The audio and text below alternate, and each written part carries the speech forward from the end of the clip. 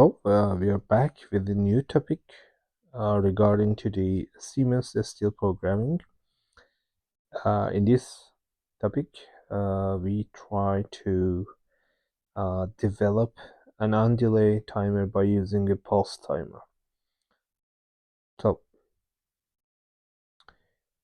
I had the idea of creation of an on-delay timer by using a pulse timer while reading some documents related to the delta V.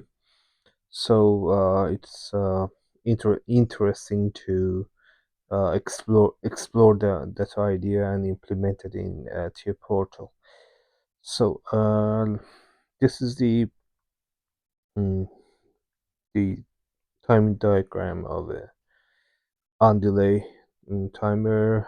We can consider this signal to be the trigger signal.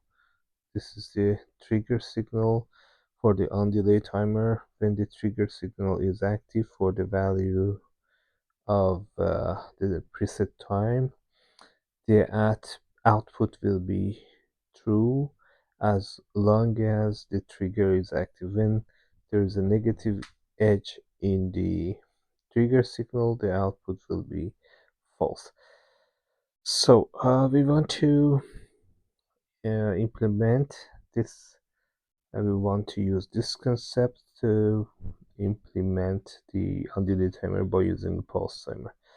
So let us see how that can be possible.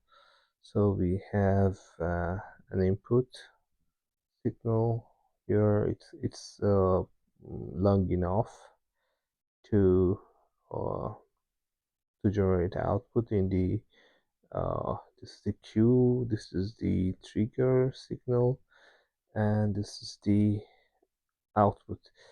The time here is the preset value of the preset value of the on-delay timer.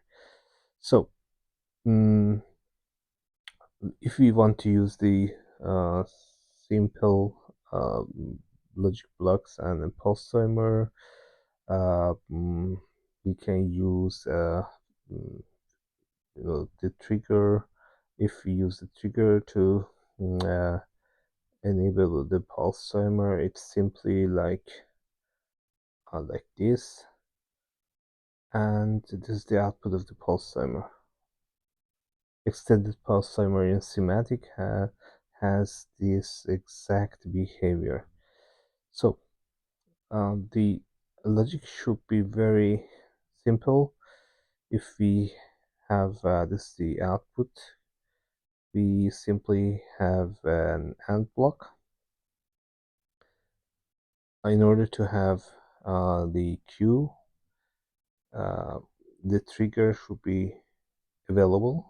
The trigger should be available, and we should have the negated version of the pulse timer. This is the pulse timer. Pulse timer has the trigger. The trigger is E and a time value. As an example, we can consider the time value of being 10 seconds.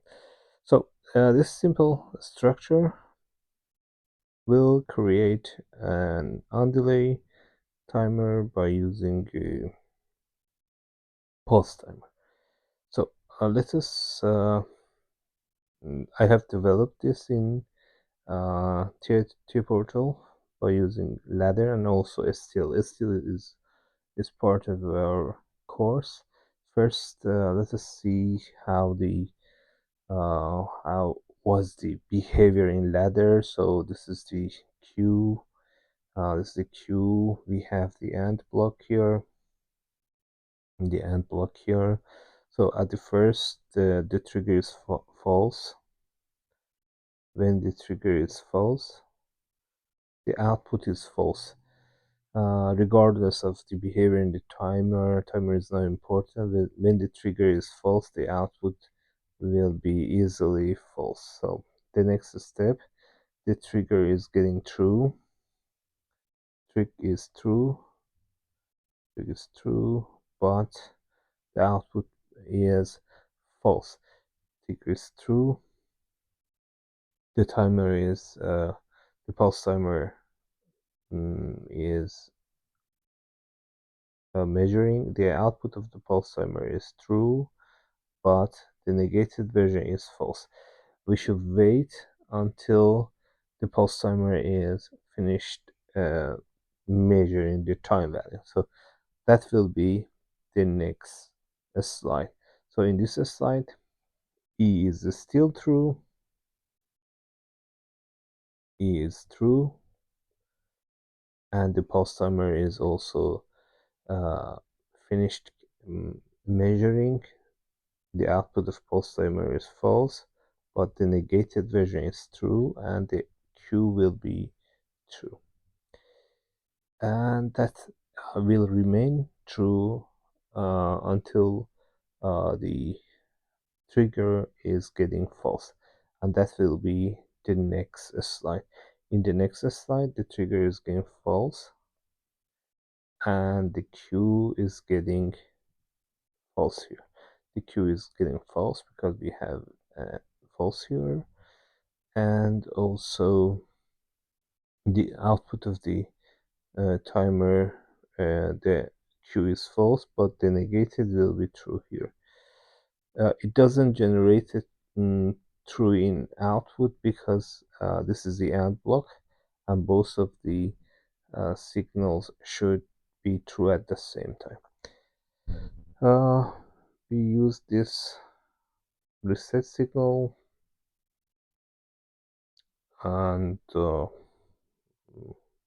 it can be helpful or not,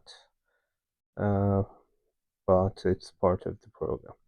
So in order to convert this program into STL, if we consult with the STL syntax for timer, it has the first step is checking the trigger. We check the trigger and we load the preset time value and use the correct syntax for the timer, and we need to assign a timer value. Timer number 10 T10 is used here. SE is the extended pulse timer. Extended pulse timer has the closest behavior or characteristic to the IEC pulse timer. So in case of the if trigger is false, if trigger false, the timer should be reset. Timer time is getting reset, and this is the last part to generate the output. In order to generate the output, it's very simple and this is Q00. In order to have the Q00 active, I00 should be true, but the output of the timer T10, we need to use the negated version. It's a very simple programming concept in ladder and STL, and if you want to learn more about these topics related to the Siemens STL, please visit our website.